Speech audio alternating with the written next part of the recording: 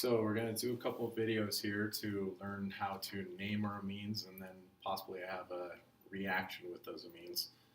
But I'm going to try and break it up so that they're short videos to watch, but I'll do the best that I can. Just go through as many as you can and do the worksheets to go with it, and we'll go from there.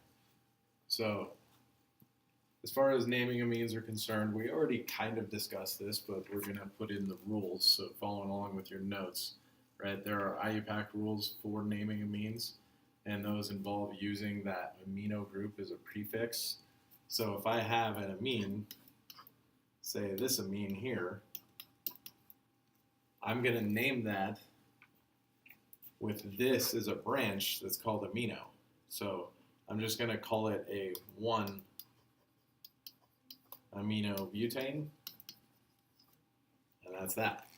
Right, so it's fairly simple. It is 1-amino-butane as opposed to 2-amino-butane, which would obviously have that nitrogen group off of a different carbon. But you just do exactly what we've been doing the whole time. You just have a new branch to name. So these rules should be fairly simple to follow. Right? Just make sure that, again, if I have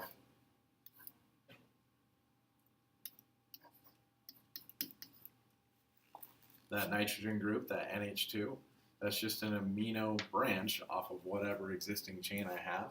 So this one would be a 2-amino-propane.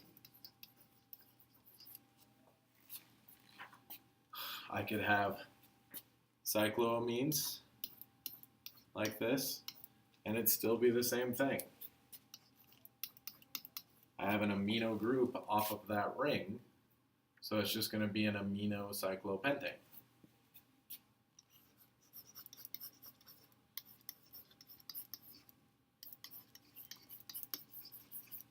Which is fairly simple and fairly easy to remember how to do this. Remember, all of these amines are the same class right now that I have on the board.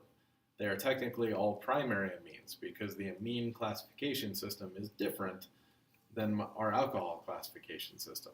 All I care about is that the nitrogen is attached to one carbon specifically, and all of these, it's only attached to one carbon. That's all you need to know.